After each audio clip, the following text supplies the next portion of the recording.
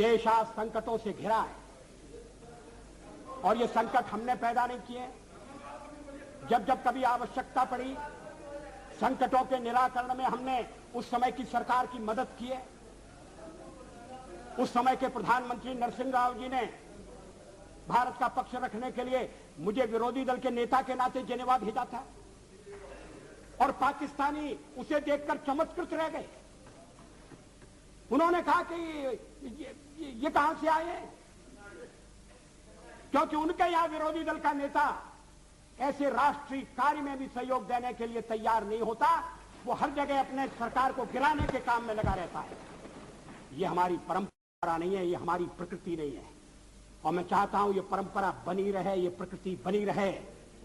सत्ता का खेल तो चलेगा, सरकारें आएंगी जाएंगी, पार्टियां बनेगी बिगड़ेंगी, मगर ये देश रहना चाहिए, इस देश का लोकतंत्र अमर रहना चाहिए। सरकारें आएँगी, सरकारें जाएँगी। क्या मस्त लाइन थी, इमोशनल लाइन थी। मस्त भाषण था। कानों में बड़ा मज़ा आया। पर ये एकदम कोरी बात है, एकदम कोरी बकवास थी, झूठ था, कोई इसमें सच नहीं। क्यों सच नहीं है? क्योंकि अगर ये किसी देश के रहने की बात कर रहे हैं, तो आपको और हमको ये पूछना चाहिए कि वो किस देश की बात कर रहे हैं? क्योंकि देश नक्शों से डिसाइड होता है। तो ये किस नक्शे की बात कर रहे हैं? वो नक्शा जो 82 साल पहले बना, अंग्रेज़ों ने हमको दिया, या वो नक्शा जिस पे खुद अंग्रेज़ रूल कर रहे थे 200 सालों तक, या वो नक्शा जिसके लिए कभी मराठा, मुगल, पुर्तगाली, राजपूत आपस में लड़ते थे, या वो नक्शा जिस पे कभी दिल्ली सल्तनत और गुलाम वंश बैठता था, या वो नक्शा जिस पे भई अशोक और हिंदू शाही ने रूल किया। तो हमें पूछना चाहिए कि भई ये कौन से नक्शे की आप बात कर रहे हो? ख़ैर, नक्शों का क्या है, नक्शे तो बदलते रहते हैं, लेकिन देश में चलने वाली राजनीति और शासन का रंग, वो लगभग कालखंड के हर वक़्त में एक ही जैसा लगता है। अब एक और बड़ा प्रश्न आएगा आपके सामने कि भाई अगर ये झूठ है, तो हम इसे मान क्यों रहे हैं? हम झूठ इसलिए मान लेते हैं क्योंकि झूठ हमारे कानों को बड़ा सुंदर लगता है और सच उतना ही खराब लगता है। और यहीं से शुरू होती है सत्ता और शक्ति की असली कहानी। एक ऐसी कहानी जो डोमेस्टिक पॉलिटिक्स और इंटरनेशनल पॉलिटिक्स में बहुत हद तक सेम है। डोमेस्टिक पॉलिटिक्स पे डिस्कशन अपन कभी और करेंगे, लेकिन आज इंटरनेशनल पॉलिटिक्स पे डिस्कस करते हैं। क्योंकि देखिए, इंटरनेशनल पॉलिटिक्स का पूरा खेल इन नक्शों से ही होता है, इसलिए मैंने वो आपको नक्शे की बात बताई। अक्सर हम ये सोचते हैं कि जियोपॉलिटिक्स का खेल जो है वो बातों का खेल है, गलत। ये इस बारे में है कि हम या कोई देश क्या खोना अफोर्ड नहीं कर सकता है। आइदर वो इंडिया चाइना हो, यूएस रशिया हो, इज़राइल ईरान हो।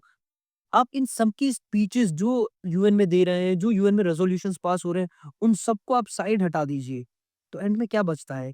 एक ऐसा खेल जहाँ पे कोई रेफरी नहीं है। एक ऐसा खेल जहाँ पे रेफरी नहीं है। क्रिकेट विदाउट अंपायर, भाई वहाँ तो खूब चीटिंग होगी। फुटबॉल विदाउट रेफरी, वहाँ तो लड़ाई हो जाएगी। हाँ, तो क्या इस दुनिया में कोई वर्ल्ड गवर्नमेंट है? बात तो सही है, नहीं है वर्ल्ड गवर्नमेंट। और जब कोई ऊपर वाला नहीं होता है, तब सिर्फ एक ही चीज़ मैटर करती है, सर्वाइव करना।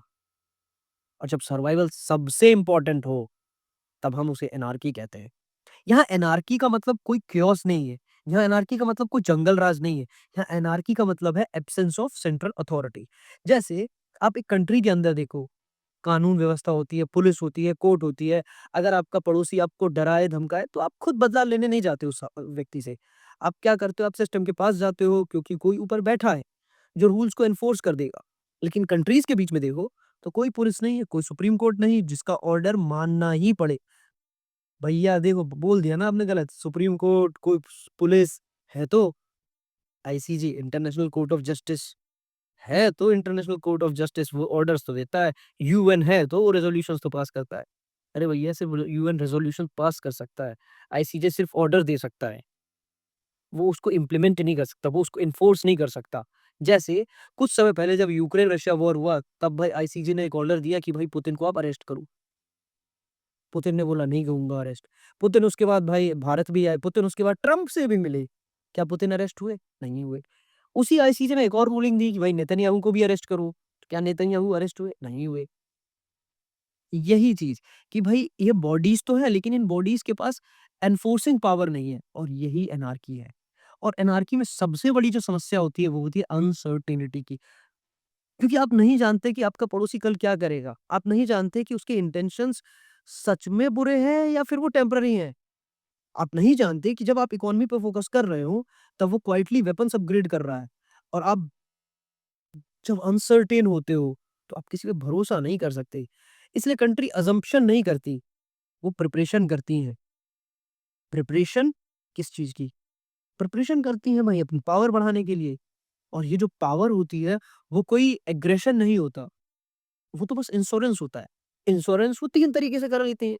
एक स्ट्रॉन्ग मिलिट्री बनाती हैं, स्ट्रॉन्ग इकोनॉमी बनाती हैं, अलायंसेस बनाती है। स्ट्रॉन्ग मिलिट्री का मतलब उनका जो होता है वो ये होता है कि भाई कल को मान लीजिए कोई थ्रेट आता है, पाकिस्तान हमको कोई दिक्कत देता है, तो हम स्ट्रॉन्ग मिलिट्री बनाते हैं कि भाई वो थ्रेट सक्सीड ना हो पाए।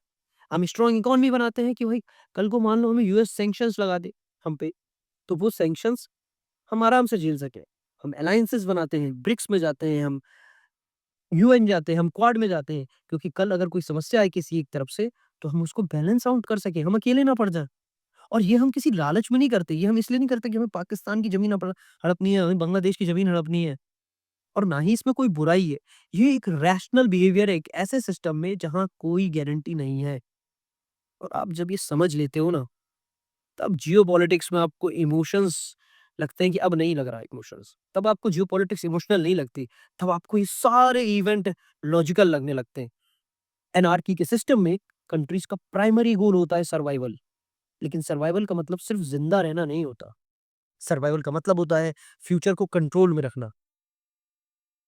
क्योंकि आप एक तरफ अपनी इकोनॉमी बूस्ट कर रहे हो और दूसरी तरफ पता चले कि भाई आपको किसी ने युद्ध थोप दिया, और आप अगर ये कंट्रोल नहीं कर सकते तो फिर आप सर्वाइव नहीं कर रहे हो। अच्छा, तो इसका मतलब कंट्री सिर्फ सिक्योरिटी नहीं चाहती, वो वो सिक्योरिटी के साथ साथ पावर भी चाहती हैं। क्योंकि जब आप सिर्फ डिफेंड करते हो ना, तो आप हमेशा टेंशन में रहते हो कि कौन स्ट्रांग हो रहा है, कौन अलायंस बदलेगा, कौन पीछे से ओवरटेक कर लेगा। लेकिन जब आप रीजनली डोमिनेंट होते हो, जब आपके आसपास कोई रियल चैलेंजर ही नहीं होता, तब अनसर्टेनिटी खत्म हो जाती है। और इसीलिए आप देखोगे कि जिस इंसान के पास पावर होती है या जिस देश के पास पावर होती है, वो और मैक्सिमम पावर की तरफ पुश करता है। और वो इसलिए नहीं कर रहा है क्योंकि वो बुरा है, या वो इसलिए नहीं कर रहा कि उसको ज़्यादा पावर की भूख है, बल्कि वो इसलिए कर रहा है क्योंकि एक इनकम्प्लीट पावर, अधूरी पावर जो होती है, वो हमेशा आपको परमानेंट एंग्ज़ायटी में डालेगी। तो भाई पूरी पावर क्या है? पूरी पावर तो भाई राम और कृष्ण को भी नहीं पता थी कितनी होती है।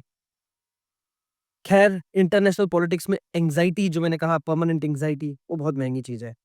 अब सवाल आता है कि भाई अगर सब रैशनल हैं, अगर सब सिर्फ सर्वाइव करना चाहते हैं, तो फिर वो ग्रेट पावर्स ये एक-दूसरे पे देश ट्रस्ट क्यों नहीं कर लेते? बड़ा सिंपल जवाब है।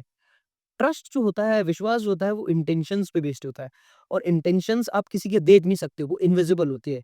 आज हो सकता है कि कोई देश, कोई व्यक्ति आपको फ्रेंडली लग रहा हो, कल उसका व्यवहार बदल सकता है, कल उसकी लीडरशिप चेंज हो सकती है, परसों उसकी आइडियोलॉजी बदल सकती है। आप फ्यूचर का प्रॉमिस वेरीफाई नहीं कर सकते। लेकिन एक चीज़ होती है जो क्लियरली दिखती है, वो है कैपेबिलिटीज़।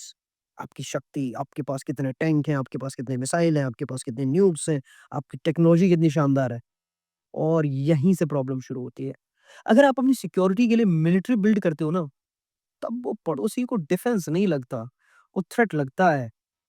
वही जो जो चीज़ आपको ढाल लगती है, वो सामने वाले को तलवार लग सकती है। और इसे ही कहते हैं सिक्योरिटी डायलेमा इंटरनेशनल पॉलिटिक्स में। कोई भी साइड वॉर नहीं चाहती, लेकिन दोनों प्रिपेयर कर रहे होते हैं। प्रिपरेशन ये प्रिपरेशन दूसरे को इनसिक्योर बनाती है, और ये इनसिक्योरिटी और प्रिपरेशन लाती है। इसीलिए आप देखोगे कि कोल्ड वॉर के टाइम पे एक बहुत तगड़ी न्यूक्स आर्म रेस हुई, और ये फिर स्पाइरल बन जाता है। ट्रस्ट ऐसे आर्म्स रेसेस में लॉजिकल नहीं होता, क्योंकि अगर आप गलत निकले, अगर अमेरिका ने, अगर रशिया ने एक दूसरे पे न्यूक चला दिए, तो वहाँ सिर्फ रेपुटेशन का सवाल नहीं है, वहाँ सर्वाइवल की समस्या आ जाएगी। इसीलिए हर व्यक्ति को, या हर देश को, हर ग्रेट पावर को वर्स्ट केस के लिए तैयारी करना चाहिए। इसलिए नहीं कि वो पैरानॉइड है, बल्कि इसलिए क्योंकि इंटरनेशनल पॉलिटिक्स में ऑप्टिमिज्म का पेनल्टी बहुत ज़्यादा होता है, और जब रिस्क एक्जिस्टेंशियल हो, तब विश्वास एक लग्ज़री बन जाती है। और ये विश्वास सिर्फ़ एक कमज़ोर आदमी अफ़ोर्ड कर पाता है, क्योंकि उसके पास कोई और ऑप्शन होता भी नहीं है। धन्यवाद।